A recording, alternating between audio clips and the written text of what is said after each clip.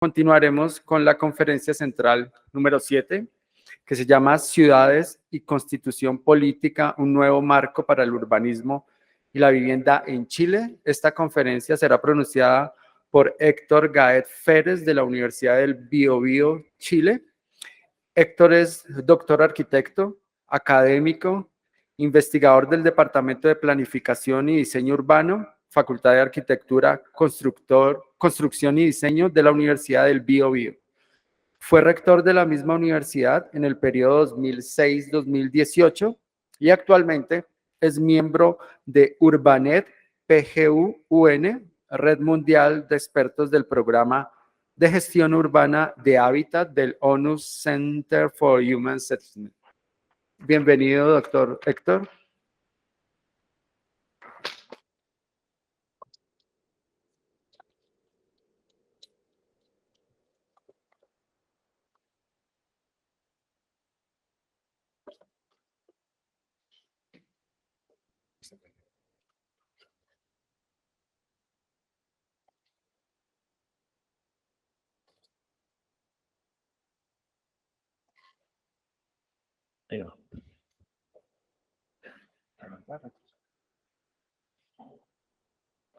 Muchas gracias. ¿Se escucha bien, sí? Muchas gracias a la universidad, al CTP por invitarme una vez más, a Juan Eduardo. Sin usted yo no habría podido llegar aquí. Nos colaboró muchísimo con nosotros. Bueno, el tema es el siguiente. ¿Por qué será que si ninguna de las decisiones que nosotros como arquitectos, como urbanistas, o como gente que trabaja en el tema del territorio desde la planificación, si ninguna de las decisiones depende en realidad de nosotros, ¿por qué será que en términos generales le sacamos el cuerpo a los temas que están por sobre nosotros? Es aquello que nos hace imaginar que nosotros en el tablero de dibujo antes, o en el AutoCAD, o en el Revit, o en el SketchUp, nosotros podemos solucionar el problema entero de lo que ocurre en la ciudad. Y qué mejor que utilizar como leitmotiv para conversar sobre este tema que el proceso que estamos siguiendo en Chile para una nueva constitución política y que ha sido de interés mundial por las distintas razones que han ocurrido que vamos a ver aproximadamente. Entonces, se trata de ver eso y ver cómo impacta en lo que nosotros tenemos que hacer. Entonces hay una paradoja que uno debería enfocarse, y ese tema, en mi opinión, es uno de los retos que tiene la arquitectura y el urbanismo, que es uno de los temas de nuestro 14º Congreso CTB. Entonces, ¿qué es lo que nos va a interesar? Ver algunos conceptos, algunos que son esencialmente recordatorios, luego algunos elementos de teoría, pero básicos. Yo tenía un amigo de la CEPAL, Naciones Unidas, que decía que para ser bien prácticos hay que tener una muy buena teoría, digamos. Eso lo viví a propósito, yo tengo 3 hijos. Lo viví porque nos encantaba salir a acampar y recorríamos todo Chile acampando en distintas vacaciones. Teníamos algunos trucos, por supuesto, para que no se nos aburriera. Nos íbamos a un buen hotel después de estar unos días acampando y por ahí combinábamos todo esto. Pero si ustedes van a ir a acampar y no tienen un buen proceso de planificación estratégica antes de ir a acampar, lo van a pasar mal. O sea, se le quedó el asunto para inflar el colchón o lo que sea y lo van a pasar pésimo. Entonces, una buena teoría, un buen proceso de arquitectura de detalle en este caso, y lo van a pasar bien. Aquí es más o menos parecido el asunto.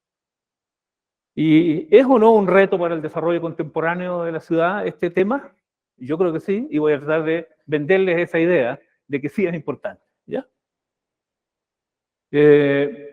Y vamos a ver qué es lo que cambia cuando los elementos que están por sobre nosotros cambian. Ese es un punto, a mi juicio, importante de que miremos. Algunos ejemplos esenciales. ¿La realidad es sincrética o no es sincrética? o es sectorial? ¿Cómo es la realidad? ¿Verdad? Por ejemplo, en ese catalejo de piratas que hay ahí, ¿verdad? Esa parte que está ahí, o esa, ¿funcionan por sí solo? Es decir, yo puedo reconocer partes, pero evidentemente yo no puedo hacer que cada tramo parcialmente, aunque yo pueda estudiarlo hasta en detalle de cómo está esos tramos, pueda entenderse o no como un sistema, ¿no? Simplemente no se puede. Bueno, algo parecido pasa en la ciudad. El sistema urbano, ¿no es cierto?, que no tiene expresión por el momento, mientras lo estamos pensando, no tiene expresión real. ¿Cuándo el sistema urbano logra tener expresión real? La logra tener cuando aparece su estructura física. ¿Cuál es esa? El desarrollo urbano.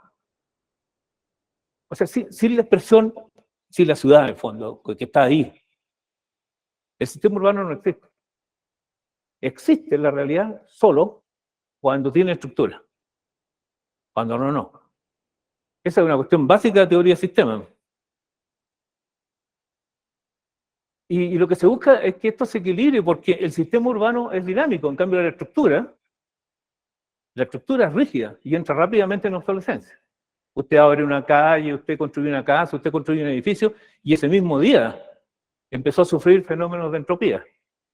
A no ser que nosotros le vayamos introduciendo algunos elementos para mantener eso actualizado, mantención, por ejemplo, que son esfuerzos anisotrópicos, ¿no es cierto?, para poder hacerlo funcionar bien. Entonces, la lucha siempre es el equilibrio entre sistema y su expresión territorial, en este caso, para lo que nos interesa. Pero así todo, teniendo sistema y teniendo expresión territorial, el sistema de desarrollo urbano, la ciudad todavía no existe. Todavía no existe. Faltan todas las interacciones que hay dentro. Es decir, no es la cosa sistémica, tampoco es la cosa estructural, sino que son las interacciones que allí se producen. En el mundo en este momento hay 300 ciudades que no funcionaron. En China, una buena parte. Y ahí está. Una de esas es Chernobyl, por ejemplo, en Rusia, por lo que ustedes ya saben, ¿no? Y un recordatorio, ¿para qué es esto del desarrollo urbano? ¿Para qué hacemos lo que hacemos? ¿Qué sentido tiene hacer lo que hacemos? ¿Tiene sentido en sí mismo realizar un proyecto en SketchUp o en AutoCAD o en Revit o lo que usted quiera? ¿Tiene objetivo en sí mismo eso? No. ¿Tiene sentido hacer un precioso proyecto de una vivienda? Como las que se requieren en Bogotá, que también en todas partes del mundo, que nos explicaban muy bien recién por lo demás. ¿Tiene sentido eso? Por sí solo no. El sentido que tiene es que la gente pueda vivir con dignidad en paz, e intentar que lo que nosotros le otorgamos, todas las otras cosas que están operando, pero un ser humano ser feliz. Eso es todo. Lo demás es todo para poder asegurar aquello. Es decir, ni el trabajo que nosotros hacemos tiene objetivo en sí mismo, ni el trabajo del gobierno lo tiene en sí mismo. Lo tiene en la medida en que somos capaces de alcanzar un hábitat digno para la vida de las personas, de todos nosotros. Fíjense que los elementos de cultura, ¿no es cierto?, modelo económico y una serie de sistemas que operan, se traducen, uno los ve como un mecanismo de administración y gestión del urbanismo. ¿Cuándo te encuentras con el Estado realmente tú como arquitecto o como arquitecto? ¿Cuándo te encuentras? Cuando llegas a la oficina del municipio correspondiente y pides las normas que tienes que respetar desde el punto de vista del diseño, ¿no?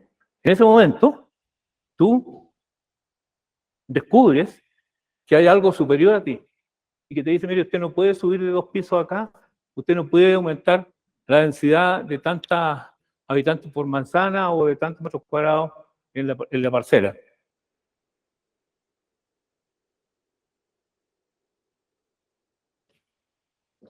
Y esa traducción define también unos roles de la relación público y privado.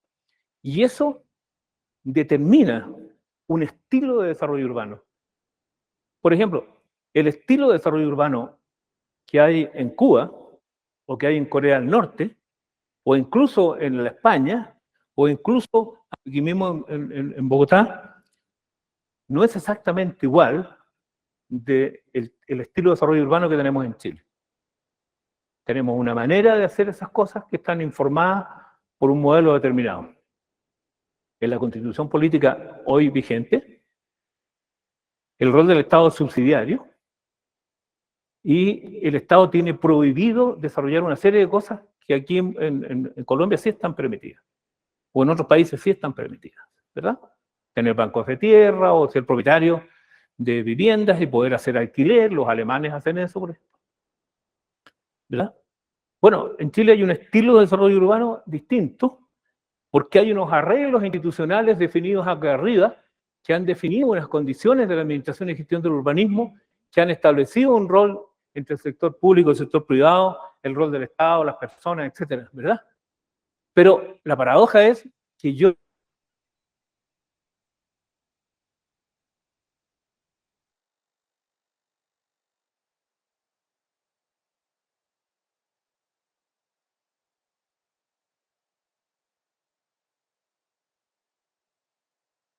que depende de todo eso que está ahí arriba. Y si fuera así, ¿qué es un proyecto? ¿Qué es un objeto urbano arquitectónico? O sea, ¿qué es eso que está ahí? Esas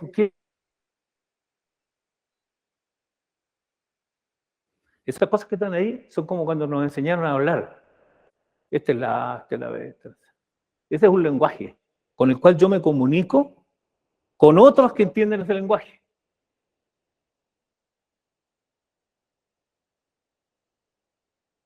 Ese lenguaje es el equivalente a cuando uno va a un médico y el médico te hace una receta. ¿Les ha pasado a usted? ¿Alguna vez alguien entiende una receta de un doctor, de un médico? Algunos. Yo tengo un hermano que es médico y tengo un hijo que estudia medicina. Entonces uno va aprendiendo ciertos trucos que tiene ellos, pero son cuestiones tan raras y tan extrañas como esas cosas que están allí para la mayoría de las ciudadanas y ciudadanos. Porque es un lenguaje, no tienen fin en sí mismo.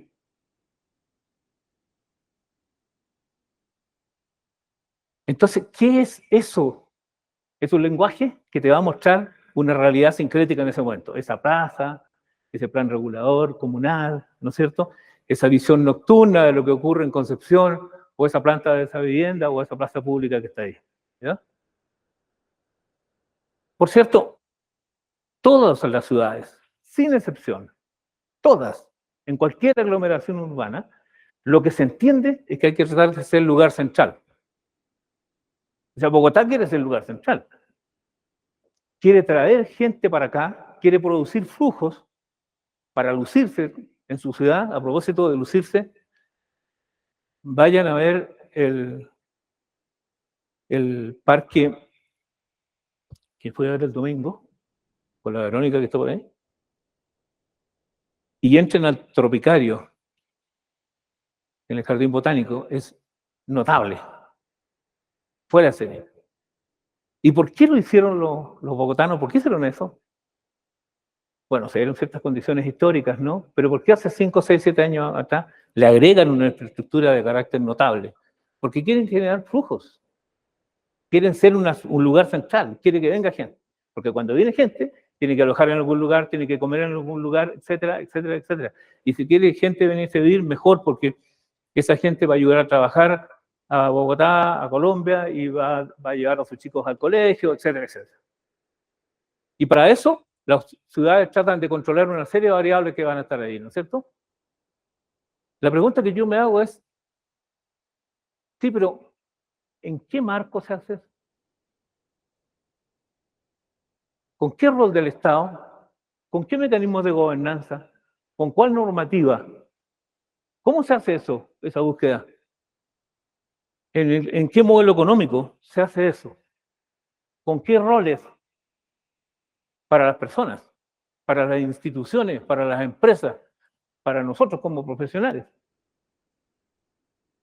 ¿Es solo buscar lugar central o hay un marco que me interesa que se dé de una manera determinada? ¿Cómo yo logro hacer una cosa de ese tipo? Entonces, parece ser que ha de interesarnos la política. ¿Qué política? ¿Lo que estoy diciendo es que cada uno de nosotros tendría que pertenecer a un partido político determinado? No. Yo, por ejemplo, nunca he pertenecido a un partido político y he defendido a muerte a aquellas personas que quieren pertenecer a un partido político. O sea, bueno, aquí parte de la libertad de uno es pertenecer o no pertenecer, ¿no es cierto?, a algo. Pero eso es muy distinto a entender que las decisiones de política no son ajenas al mundo de la arquitectura, el urbanismo o de las profesiones vinculadas al territorio. Por ejemplo, el estilo de desarrollo urbano que nosotros hemos construido en los últimos 40 años en Chile. Si yo tomo la variable liberalismo y centralismo, esta es una gráfica que hice hace muchos años, ¿cuán centralizado está Chile o cualquier país? ¿Y cuán liberalizado está en su modelo económico con esas dos variables? ¿No es cierto? ¿Qué estilo de desarrollo urbano puedo alcanzar? En el caso de Chile, yo lo denominé un urbanismo neoliberal centralizado. Chile es el país más abierto del mundo. Usted puede ir a vender algo a Chile y no paga tarifas de ingreso. Es un mercado completamente abierto. ¿Es malo eso? No necesariamente. Porque nosotros somos 20 millones de personas, poquito menos, y es un mercado muy pequeño. A Chile le conviene comerciar con el mundo en términos amplios. ¿Qué impactos tiene ese? Esa es otra cosa, digamos. Otro estilo de desarrollo, en ese caso, el gráfico funciona así: a mayor liberalismo y a mayor centralismo, ese tipo de urbanismo. A mayor liberalismo y menor centralismo, el urbanismo liberal descentralizado. Ahí hay varios países que, por ejemplo, los Estados Unidos, Gran Bretaña, por ejemplo. En este otro cuadrante, ¿no es cierto?, a menor liberalismo y menor centralismo, hay ese tipo de urbanismo, ¿no es cierto? Urbanismo estatal descentralizado, y hay varios países como Francia, España, Italia, Alemania, ¿no? Y después hay otros como a mayor centralismo y menor liberalismo, hay, por ejemplo, un urbanismo estatal centralizado, lo denomino yo, Cuba, Corea del Norte, China, por ejemplo. En términos muy gruesos eso, ¿no? Hay mucho más detalle en algún artículo que yo escribí sobre eso, hay algunas fuentes por ahí al respecto. Pero se dan cuenta como el arreglo institucional del Estado, ¿no es cierto?, lo que te da es la posibilidad de un tipo de urbanismo o no.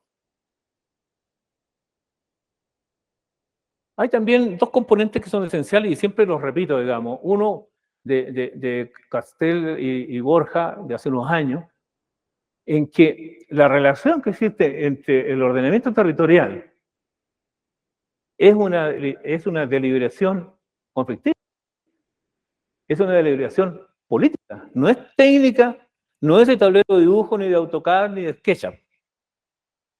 Es una deliberación, porque estamos hablando aquí de ciencias sociales. El urbanismo no es una ciencia exacta, es ciencias sociales. Y por otro lado, el arreglo en la administración y gestión que haga el urbanismo, ¿no es cierto?, predetermina en buena parte el éxito de lo que puede suceder en la ciudad. Es una variable que nunca miramos bien, pero por Dios que es esencial en cómo yo puedo materializar un tipo de desarrollo urbano o no, y a la velocidad con lo que yo hago eso, ¿no es cierto? Hay casos en que ese arreglo ha sido modificado en ciertos momentos históricos que han sido muy exitosos. Por ejemplo, en Barcelona, en Bilbao, en Curitiba, en Singapur, en Boston y en Medellín también aquí en Colombia. O sea, ¿cómo se explica lo que ocurría en Medellín hace 32 años atrás, cuando yo vine a hacer un diplomado en la Universidad de los Andes aquí en Bogotá? ¿Cómo se explica lo que era Medellín en ese momento a lo que es ahora? ¿Qué sucedió allí? Sucedió que hubo modificaciones en el arreglo institucional, en los acuerdos de la sociedad, en los tipos de liderazgo, en el modo en que se organizó su economía, para tener los éxitos que está alcanzando en desarrollo urbano la gente allá en Medellín. Cuando hablamos de sostenibilidad, ¿de cuál sostenibilidad estamos hablando? ¿Estamos hablando solo del jardín botánico?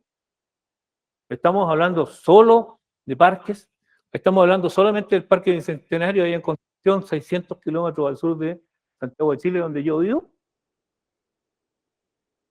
No, estamos hablando de sostenibilidad integral. Naciones Unidas te pide sostenibilidad integral, social, económica, territorial, etcétera, etcétera. Y nosotros manejamos una, pequeñita, y que tiene que ver con el territorio. ¿Desde dónde? Desde el sistema económico, desde el sistema político, desde el sistema social. ¿Desde dónde? Desde la morfología. Eso es todo. Por cierto que las decisiones de morfología están vinculadas con lo otro, porque esto es un sistema, ¿no? Pero bueno, de lo que se trata es del hábitat. Y se trata de la ciudad como integración múltiple de factores. Eso es lo que Naciones Unidas nos dice: oye, hagamos esto en términos de sustentabilidad integral. ¿Ah? Entonces, dependiendo de cuáles son los elementos que integran la sostenibilidad, van a tener algunos resultados de distintos tipos. Por ejemplo, dependiendo del modelo de gobernanza, de las condiciones de desigualdad que hay en los países, o del tipo de urbanismo, del estilo de urbanismo, que en función de los factores que les he comentado uno pudiera llegar a establecer, vamos a tener un tipo de sustentabilidad que es siempre un fenómeno de tipo político, es característica, su característica es también colectivo, y los modos en que se aproxima debe ser siempre explícito, para que la gente sepa cómo vamos a entender el fenómeno. Porque es una variable dependiente de esas condiciones que les comentaba yo. ¿Ya? Es esencialmente político su abordaje, de pertinencia colectiva y al ser explícito. Pero una vez que tú tienes eso, si te acercas al mundo nuestro, ¿no es cierto?, al mercado inmobiliario, a la sustentabilidad urbana, al desarrollo urbano, te das cuenta que también es dependiente. O sea, no bastan solamente las cosas que están arriba, sino que cómo se aproximan a la regulación urbana, a la dinámica de la economía, al funcionamiento del mercado y cómo se materializa el desarrollo urbano. Pero fíjate que además hay algunas variables particulares que a nosotros han de interesarnos. Esa gráfica, ese diagrama es el mismo que había antes, ¿no? El diagrama anterior. Pero dependiendo de las condiciones de la regulación y de las características propias del tipo de desarrollo de esa localidad, es que tú vas a tener los tipos de planes, programas y proyectos que nosotros desarrollamos. ¿Se dan cuenta en el punto que nosotros estamos? Estas cosas que nosotros hacemos, plan de desarrollo, programa de vivienda, proyectos de arquitectura, proyectos de espacio público, etcétera, tienen todos estos mecanismos de dependencia. Pregunta: ¿por qué si yo estoy aquí, quisiera desconocer que estoy aquí y desconocer todo lo que está ahí arriba? ¿Por qué yo creo, cuando me siento entre un grupo de arquitectos, ¿no es cierto?, un grupo de urbanistas, de que basta de que yo hace cosas para que las cosas sucedan? No es cierto. No funciona así. Es una variable importante, por supuesto. Sin proyectos no va a haber nada. Las condiciones del hábitat son discutibles, ya nos mostraba el expositor anterior, ¿no es cierto?, lo que ocurre con la vivienda espontánea, ¿ya? Y que no es necesariamente culpa de las personas que viven allí, sino que son de otras cosas que debiéramos preguntarnos también, por supuesto. Entonces, las iniciativas y los proyectos son también variables dependientes, porque nos cuesta entender que es un sistema complejo.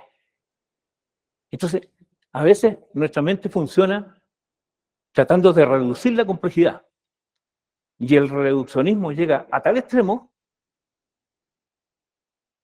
que el gran Le Corbusier, cuando diseñó Chandigarh, no colocó cementerios. ¿Qué significa eso? ¿Que con el proyecto no se muere la gente?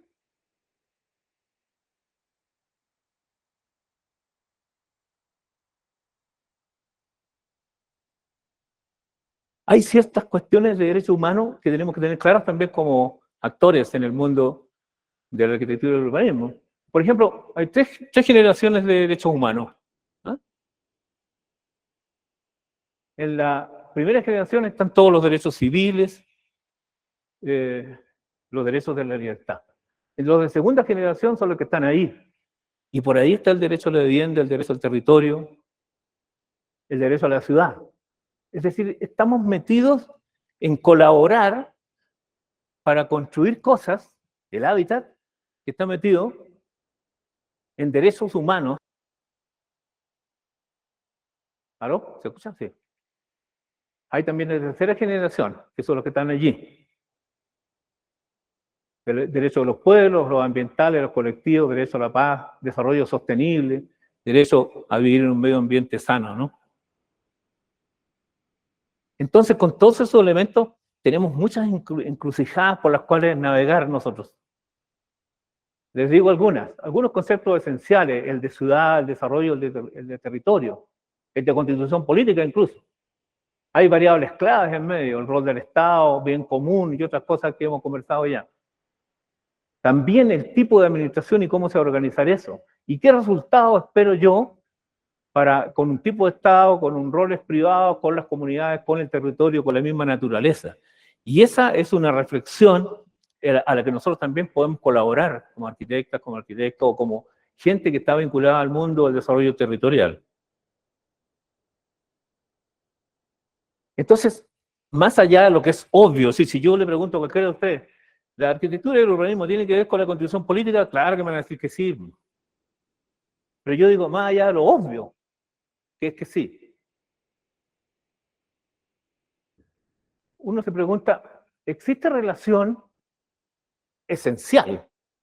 Cuando yo digo esencial, estamos hablando de la esencia, de la base, ¿ya? De la sustentabilidad de lo que viene después. Y si fuera que sí, ¿no es cierto? ¿Por qué normalmente las personas del mundo nuestro aparecemos desconectados?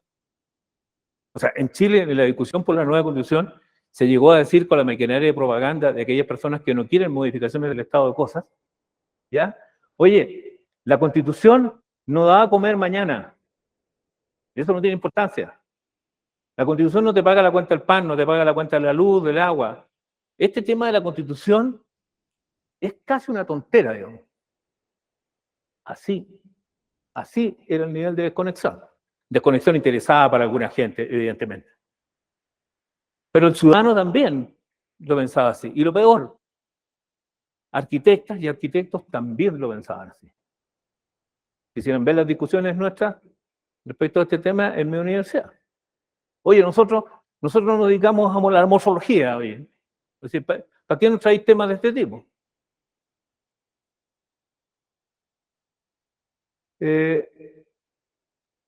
Parece que hay una pretendida asepsia.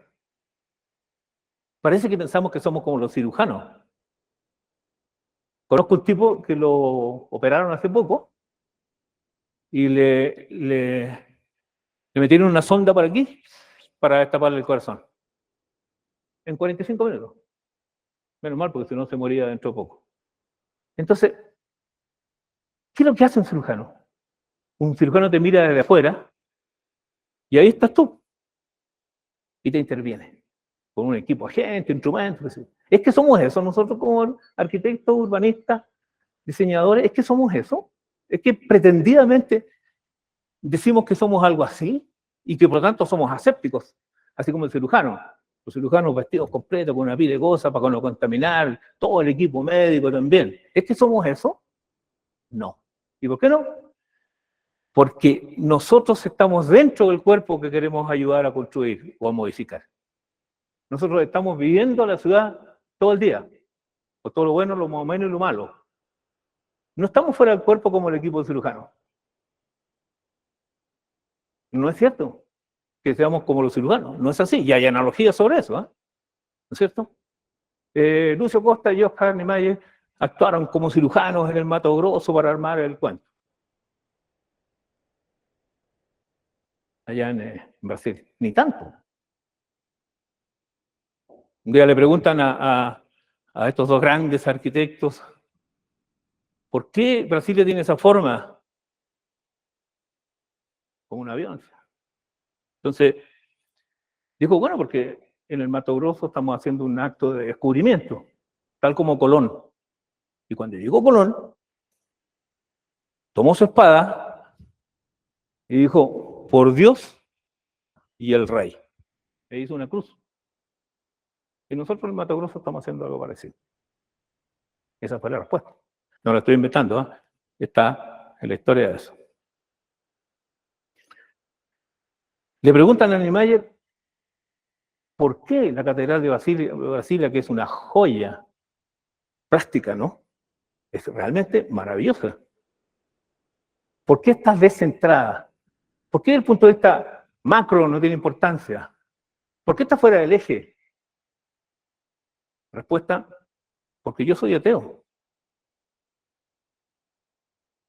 Y resulta que más del 90% de la gente de Brasil tiene una aproximación religiosa, sincrética, por cierto, entre la religiosidad previa y la religiosidad impuesta, digamos, después, por supuesto, como somos todos en la Latinoamérica por lo demás.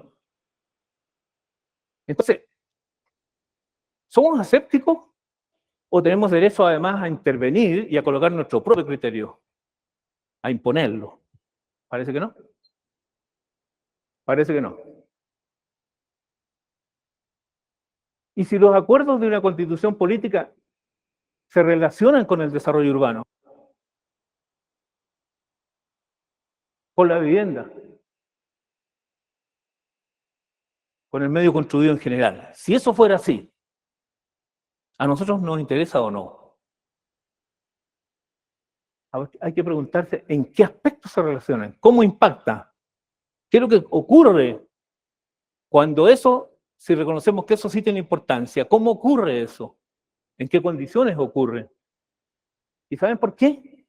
Bueno, esto es muy simple. Porque de ahí para allá, de esa línea roja hacia allá, ahí sí que estamos nosotros. Es verdad que para arriba no estamos, a no ser que seamos ciudadanos. Y podemos estar, y deberíamos estar. Yo pertenezco a un grupo que se llama Ciudad Política, cuyo coordinador, o uno de los coordinadores, es don Carlos Aguirre, que está allí al frente. Ahí está. Y ese grupo, con mucha gente vinculada a los temas territoriales, hizo un aporte importante a la convención, ofreciéndole maneras de ver el tema desde dentro de la Constitución. Así que uno, como ciudadano especialista o como ciudadano nomás, sí puede participar. Otros grupos que también participaron, qué sé yo, ¿verdad? Pero no es que nosotros tengamos injerencia en todo lo que hay ahí arriba a través de los proyectos. Eso no es cierto. Entonces, por eso es que es importante, si es que he logrado venderle que esto es importante, entonces hay que entender que lo es, porque aquí sí que actuamos directamente nosotros, ¿no es cierto?, en la ciudad de Concepción, con el río Biobío, ahí está una parte de la ciudad, y este es el plano regulador metropolitano de la ciudad de Concepción. Y ahí sí que estamos nosotros. Porque nosotros sí sabemos intervenir en ese mundo. En el otro podemos intervenir como ciudadanos. Y este, como les explicaba, es un nuevo reto para el desarrollo contemporáneo en la ciudad, que uno de los, el eslogan de este congreso. Veamos algo del caso de Chile. ¿Por qué es importante el caso de Chile? Ahí tienen un montón de diarios de distintas partes del mundo mirando lo que estamos haciendo, bien, más o menos, o mal, en Chile.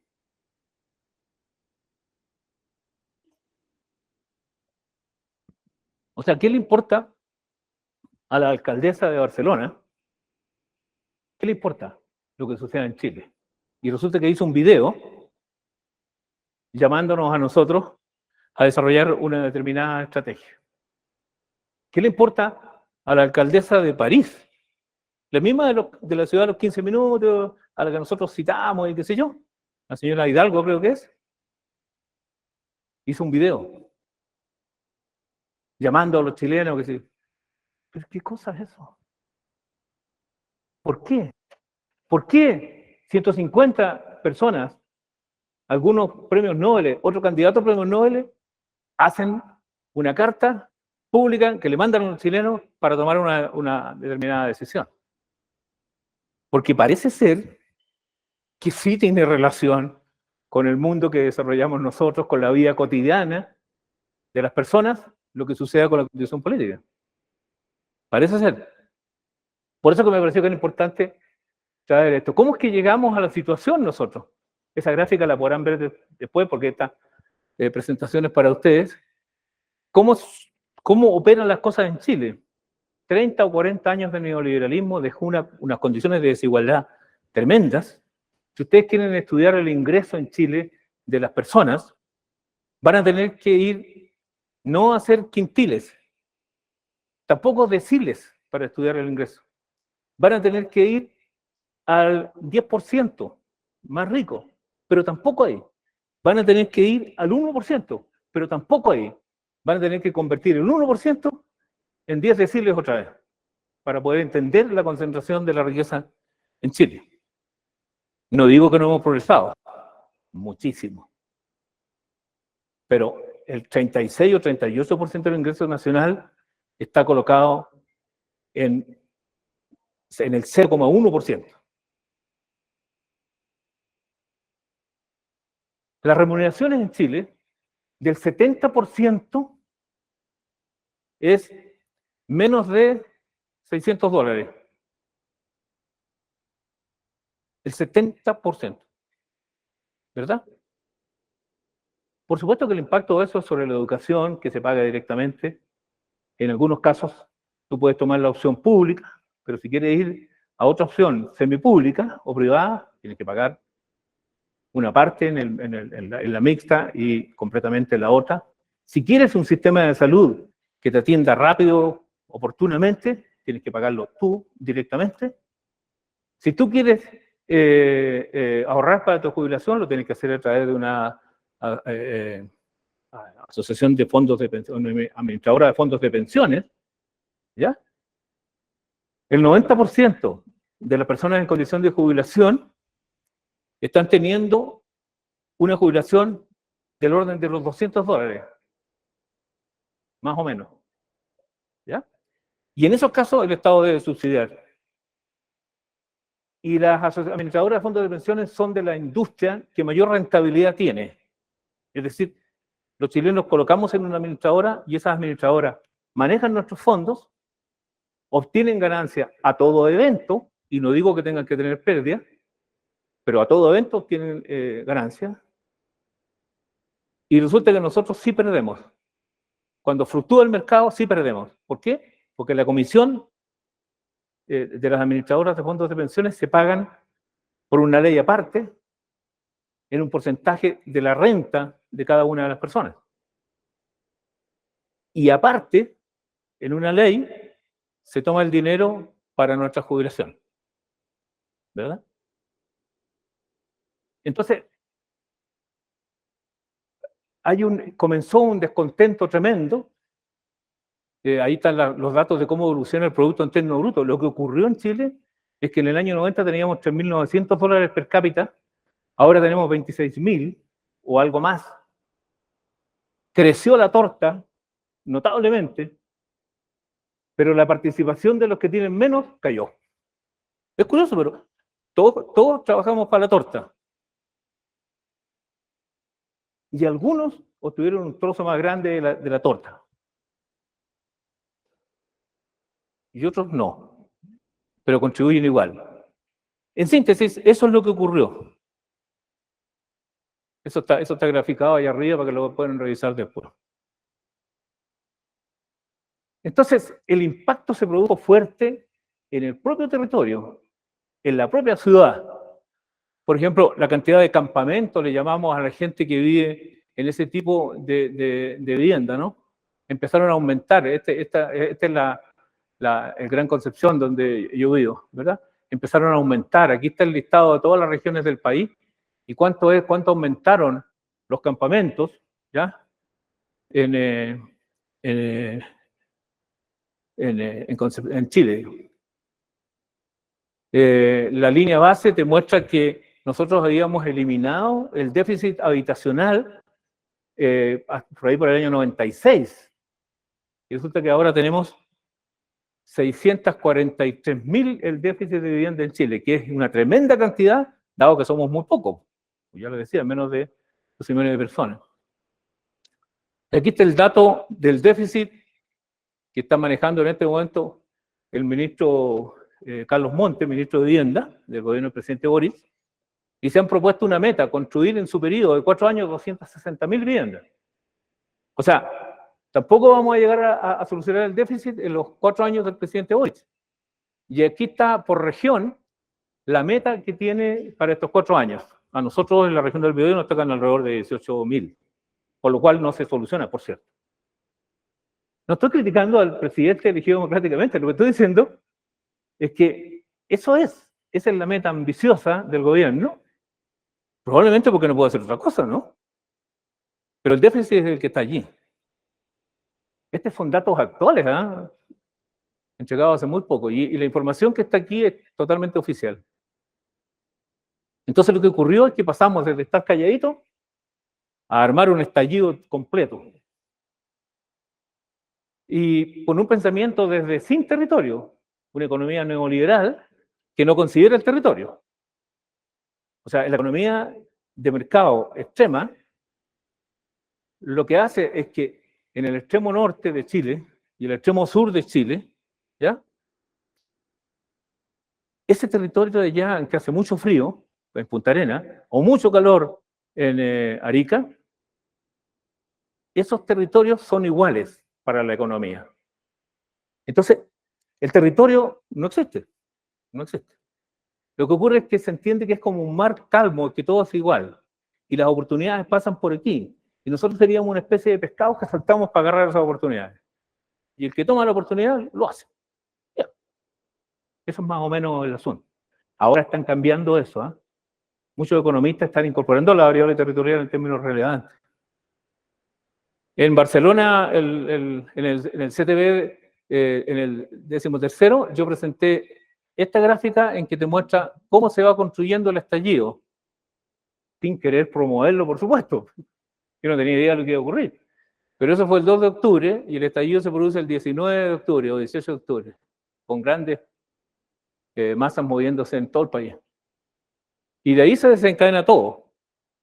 El 19 de octubre, 18 de octubre se produce el estallido. El 15 de noviembre hay un acuerdo de las fuerzas políticas. Ese acuerdo habla de una convención constitucional con un plebiscito de entrada, ¿no es cierto?, por voto universal, voluntario, y se eligen 154 convencionales. Estos convencionales hacen la entrega de un documento que dice que está ahí y nos someten a nosotros a un plebiscito de aprobación o rechazo. En esta etapa se nos preguntó a nosotros de la siguiente manera. Esos eran los 2 votos que nos pasaron esa vez. ¿Quiere usted una nueva constitución? El apruebo ganó lejos. Lejos, estamos hablando de un 78%. Quiere una nueva constitución. El segundo voto era, ¿usted cómo quiere que se conforme la nueva constitución? Que sea una constitución mixta, 50% integrado por diputados y senadores en ejercicio y 50% elegidos, o quiere que sean todos elegidos. Y la opción de todos elegidos ganó lejos. Es decir, puras ciudadanas y ciudadanos, sin ningún cargo, estaban ahí. Y si alguien tenía un cargo que quería postular, tenía que renunciar. Y luego, en el plebiscito de salida, cuando se presentó la propuesta de esa convención, se dijo, oiga, ¿usted aprueba o rechaza? Y el rechazo a lo que hizo la convención con esas condiciones, el rechazo fue de un 62%. 62%.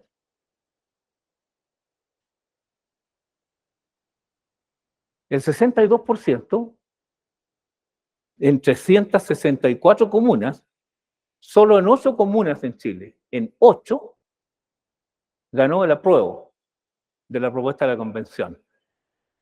Todas las demás ganó el rechazo. Es decir, no es cierto que el rechazo se produjo por la gente de derecha y qué sé yo, estos malos señores. No, no. El pueblo entero dijo que no a ese documento. La discusión ahora es que algunos están pensando que fue una definición ideológica y que debe continuar la constitución vigente instalada en dictadura en la época de Pinochet y con algunos arreglos en el gobierno del presidente Lagos en democracia, pero la esencia del modelo con el Estado subsidiario se mantiene. En eso estamos en la discusión que estamos ahora. Bueno, ¿qué es lo que planteaba? Planteaba una serie de derechos en el artículo 51 y 52, ¿no es cierto? Incorporaba estos derechos civiles, pero también los derechos sociales de segunda generación que les explicaba, y derechos ambientales de tercera generación, los incorporaba todos. Incorporaba los derechos de la naturaleza. No estoy diciendo que estuviera bien, lo que estoy diciendo es que eso estaba ahí. ¿Ya? Hay unos acuerdos previos a los líderes políticos ahora y que plantean rescatar ese tipo de cosas. ¿Ah? En el fondo, ¿qué es lo que había? Los derechos de vivienda, el derecho de la vivienda digna, y planteaba condiciones de habitabilidad, de equipamiento, de servicios, de una serie de cosas en la Constitución, hablando de, para justificar el derecho de vivienda digna. El derecho a la ciudad y al territorio, y se planteaban, se entendía como un derecho colectivo, como un bien común, con función social y ecológica de la propiedad, el centrado en la persona, el habitar, el producir, el gozar y participar en ciudades libres de violencia y apropiadas para una vida digna. Así se explican esos dos artículos, el derecho a la ciudad y al territorio, en donde el Estado, a diferencia de un Estado subsidiario de la Constitución actualmente vigente, se planteaba que sí puede participar en el diseño de proyectos, en la construcción de los proyectos, en la rehabilitación, conservación, innovación, políticas públicas con especial consideración para los habitantes de bajos ingresos, los grupos de especial protección, los inmigrantes, por ejemplo. Se planteaba el derecho, o sea, el rol del Estado cambiando, así se eliminaba el rol subsidiario de una economía neoliberal. Y el Estado se convertía en un Estado garante, en un Estado protector que comprometía derechos y además los garantizaba con una lista de temas. Garantizaba la vivienda, por ejemplo, la disponibilidad de suelo, es decir, el Estado podía, si se hubiera aprobado, crear bancos de suelo, ¿no es cierto? Promover la integración socioespacial, el deber de planificar, garantizar la participación de las personas en los proyectos de desarrollo urbano y todas esas cosas. Esa gráfica es la que esquematiza el artículo 51 y el artículo 52 de la Constitución que se proponía. La Constitución generaba arreglos muy importantes respecto al andamiaje legal territorial que nosotros tenemos en Chile. La Constitución está acá arriba, la política pública, etcétera, etcétera. En este momento, el modelo económico prima sobre todas las políticas públicas, y en el caso nuestro, de allí se diría prima sobre la política urbana, y esto manda sobre la Ley General de Urbanismo, sobre la ordenanza, sobre los planes de desarrollo regional, los planes regulador de desarrollo urbano, los planes comunales, etcétera, los planes seccionales, etcétera. Es decir, el andamiaje legal territorial comandado desde los valores de la Constitución, pero subordinados al modelo económico que es como estaba hoy en Chile. El rol del sector privado se grafica aquí, el principal gestor, el rol del sector público con unos puntos de contacto para garantizar, para asegurar garantía jurídica de los proyectos y para el registro. ¿Y cómo cambia la percepción que había en el proyecto de nueva constitución? El Estado se convierte en algo igual al sector privado y con muchas más prerrogativas en términos comparados con lo que existía antes. Así cambiaba ese rol. Los cambios en la gobernanza que venían respecto a todo el sistema, ¿no es cierto? La nueva ley, la mantención de lo o no, la modificación de la política urbana, modificaciones que se implicaban para la ley, cambios para el sistema de indicadores de estándares y calidad que hoy tenemos en Chile, etc. En esta misma estructura, ¿qué es lo que ocurría? Lo que ocurría era que al cambiar los roles, al incorporar los derechos al interior de la Constitución, se modificaba ese rol, desaparecía esa relación, ¿no es cierto? Y se entendía más como un marco de desarrollo con derechos garantizados y con un Estado garantista, y el mercado como instrumento, por supuesto, no desaparecía totalmente el mercado, evidentemente, ¿verdad? Bueno, el impacto es en todo lo que tenía que ver con el territorio, desde la Ley General de Urbanismo, Construcción y su ordenanza hacia los instrumentos de planificación, ¿verdad? Todo eso se modificaba al modificar esas dos cosas, ¿verdad? Todo el sistema cambiando. Pero además, la aprobación de los planes se hacía a través de asambleas regionales con participación de las personas. Tenía impactos también sobre las oportunidades y el ciclo de los proyectos de arquitectura y urbanismo, porque modificaba esas partes del proceso al modificarlo todo el tema regulatorio. Y en el marco regulatorio de los instrumentos de planificación urbana, modificaba esos dos puntos que a su vez cambiaba todo el ciclo completo de los proyectos. Bueno, esos son los datos que les di. Se rechazó eso, ¿no es cierto? Ya les expliqué ese punto. Y en este momento estamos, ¿dónde? Aquí están los resultados para que miren en detalle por región, lo que más les interese, digamos. Como les digo, porque es importante entender de que no fue un grupo el que rechazó, fue Chile entero. ¿Y cómo sigue el proceso? La ley es esa que está allá, del 24 de diciembre, en su artículo 142 establece dos cosas, la ley que inicia el proceso.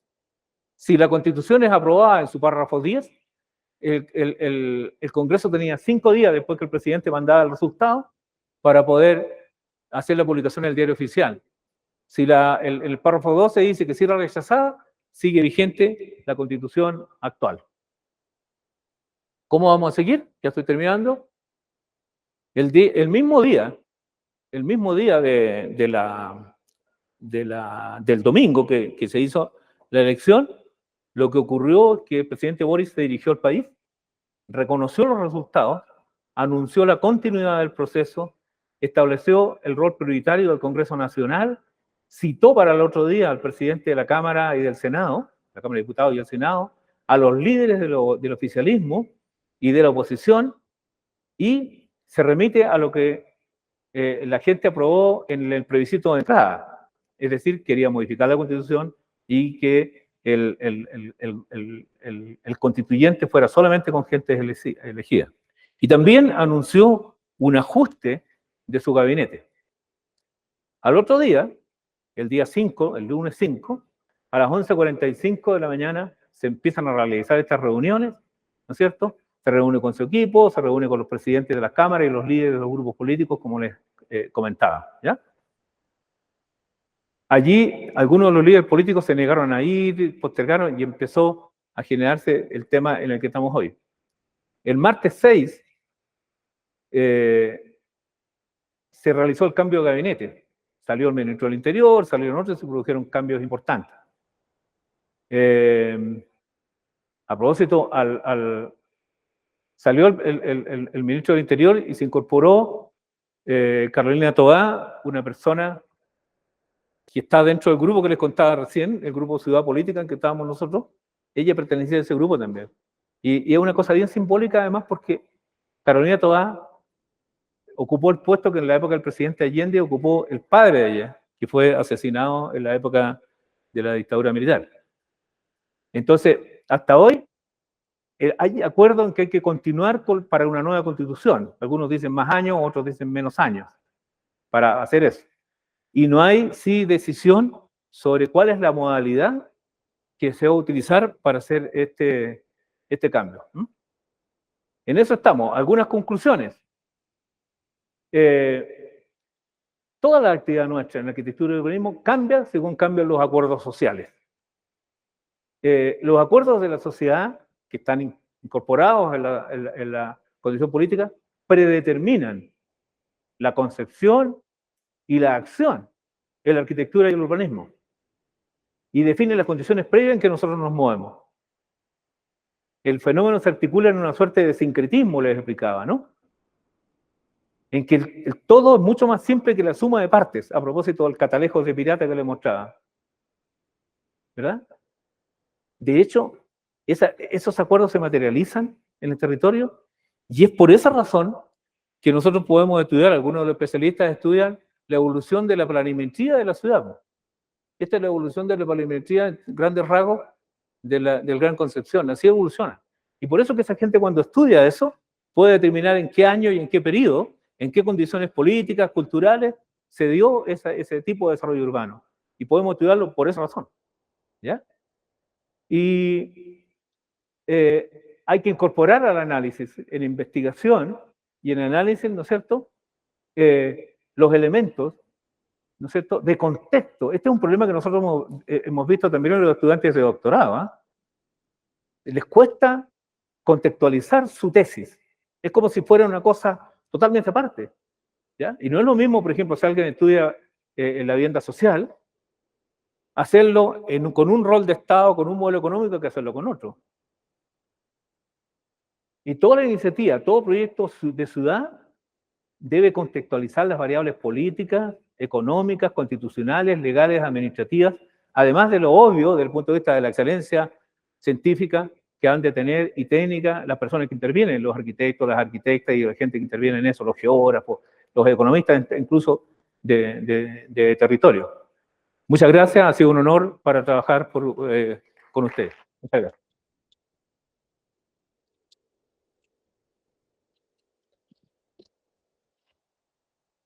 Muchísimas gracias, doctor Héctor. Vamos a dar paso a un par de preguntas en el auditorio. Si hay alguna pregunta antes del break. Así que viene difícil.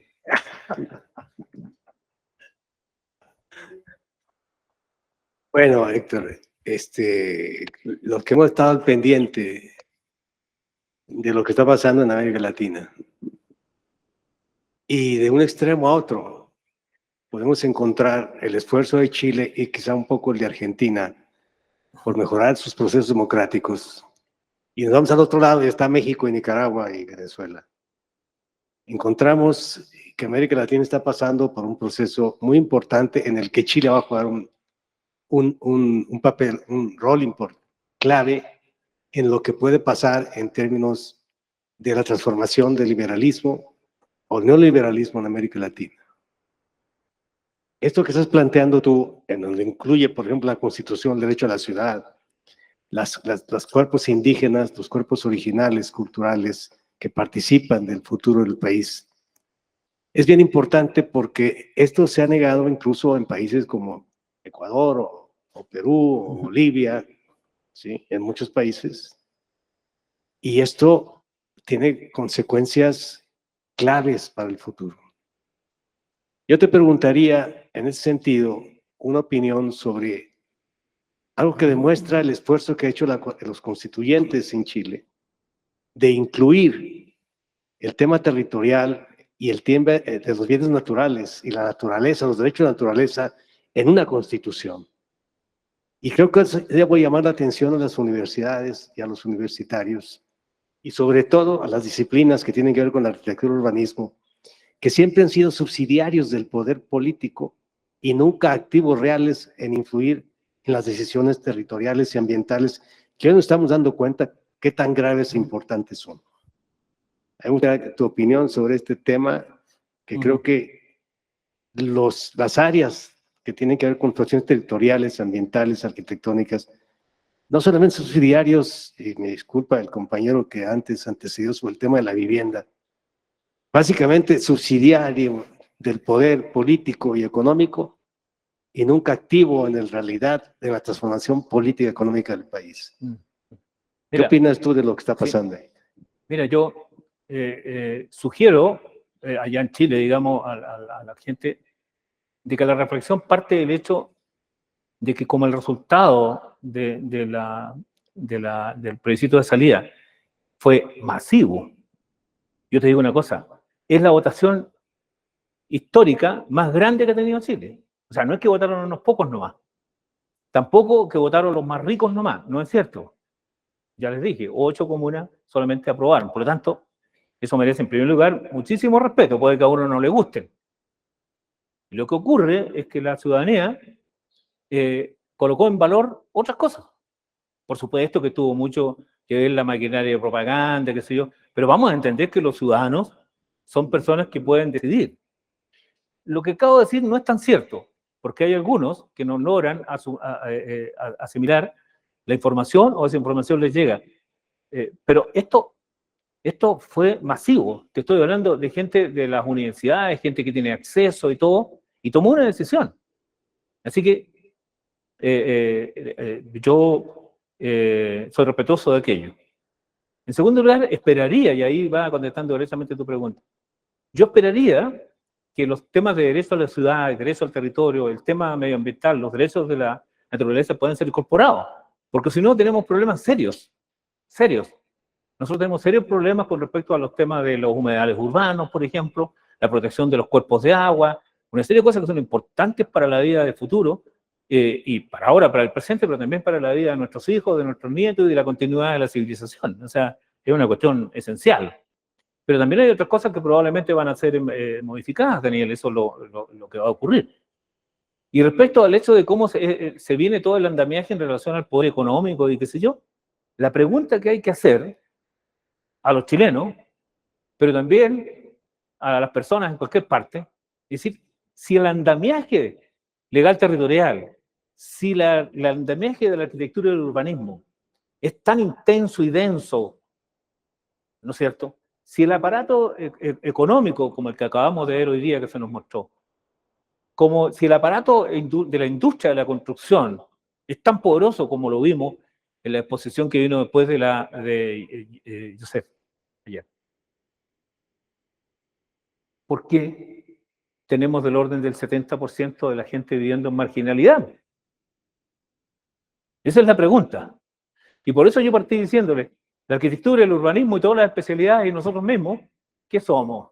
¿Somos una suerte de estrellas para brillar con nuestros proyectos en la revista del Colegio de Arquitectos? ¿O es que somos servidores sociales?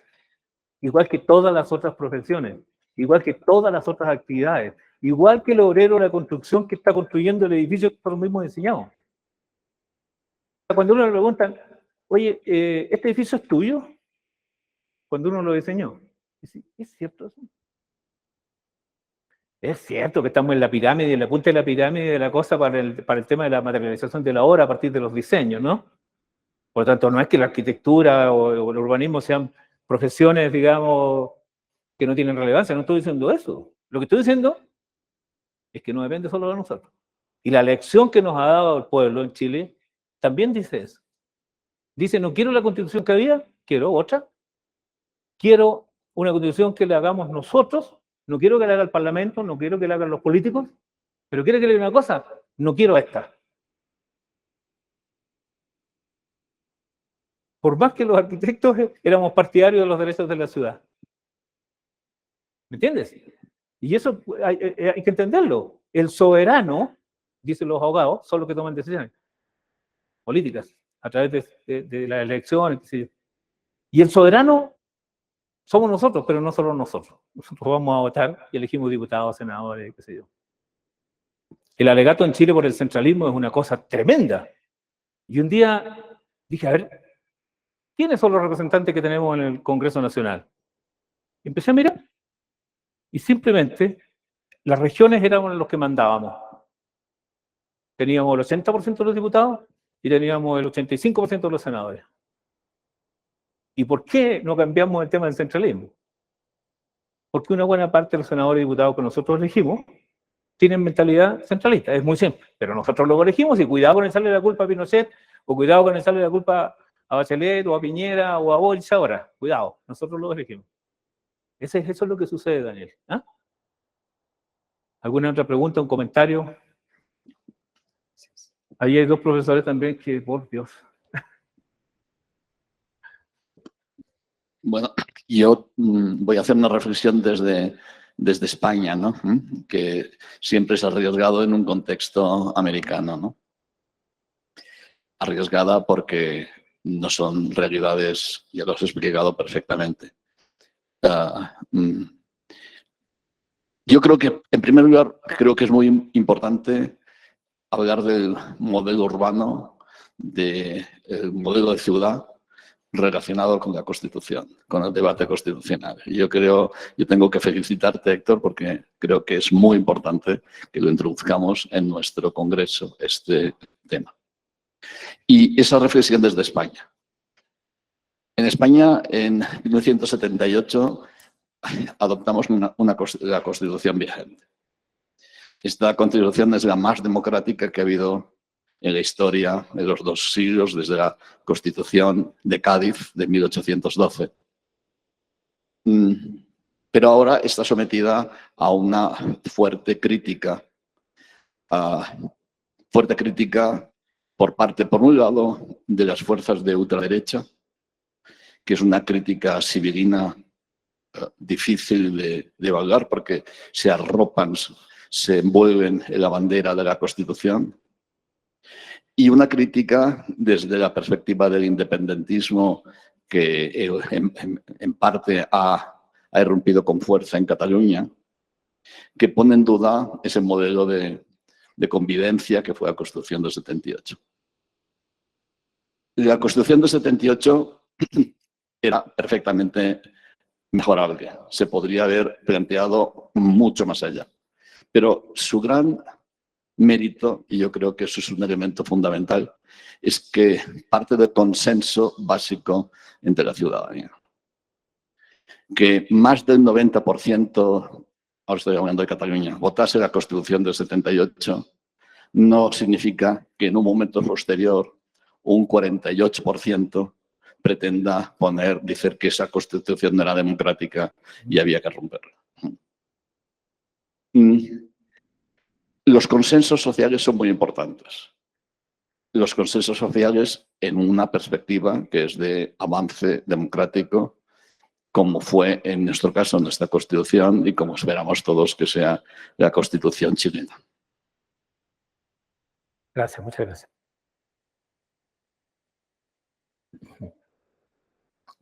Tenemos una pregunta formulada en línea por Gerardo. Y dice así: ¿la ciudad es una construcción social y un proceso de construcción a partir de prácticas sociales? El hábito es ambulante que determina un urbanismo fragmentado. ¿Es necesario cambiar el concepto del urbanismo? Yo creo que el concepto de urbanismo, en términos gruesos, tiende a ser fijo, pero el arreglo social, los acuerdos, lo explicaba el doctor Roca recién, es así, hace que este varíe. Nosotros teníamos un urbanismo estatal hasta el año 1973, viene el golpe de Estado, se elimina la dimensión del territorio en términos del pensamiento, se incorpora la doctrina neoliberal traída por especialistas nuestros chilenos de Chicago, le llamamos en esa época a los Chicago Boys, que fueron a doctorarse, llegaron y se instalaron, prepararon un libro, El ladrillo se llama, que cuando se produce el golpe se los entregaron a los militares y se produce la revolución que uno de los ministros de Pinochet y de Piñera posteriormente, el presidente Piñera posteriormente llamó la revolución silenciosa, porque en realidad no es que haya sido un golpe de Estado y se hayan arreglado algunas cosas, sino que fue una modificación completa del andamiaje cultural, legal, territorial, de valores y principios. El individualismo notable. Yo soy si puedo participar adecuadamente en el mercado. Porque el mercado no lee necesidades, lee demanda. Entonces, yo le dar un subsidio para que usted se convierta de necesitado en demandante y a través del mercado yo le soluciono su problema. ¿Ya? Bueno, la marginalidad es tremenda y la segmentación social por clases también es notable. ¿Ya? Cada uno hará esa evaluación. El urbanismo cambia según el arreglo que se va produciendo en los acuerdos y hay que entender el concepto del urbanismo con un concepto dinámico, no es estático. La definición gruesa sí, ¿no es cierto? Es la ciencia que estudia eso, ¿ah? Está bien. Pero en términos prácticos, es un subproducto del arreglo social en los términos que hemos indicado, ¿no? Por lo tanto, no es que cuando uno llega a la universidad, entra a la clase de urbanismo 3, en la Escuela de Arquitectura de la Universidad del Biobío, cuyo profesor es Héctor Gaete, y dice, esto es urbanismo. Y yo salgo con esa definición, me la grabo para siempre. No tiene mérito que lo diga yo, ¿ya? Por lo menos, si lo hubiese dicho otra persona, podría haber sido, no sé, Platón, una cosa así, Aristóteles, pero no yo. Entonces, y cambia, va cambiando, es dinámico el concepto. Yo creo que eso es lo que le podemos contestar a esa persona. Y gracias por la pregunta que hacía por lo demás. ¿Eh? Muchísimas gracias, doctor Héctor Gaet. Gracias.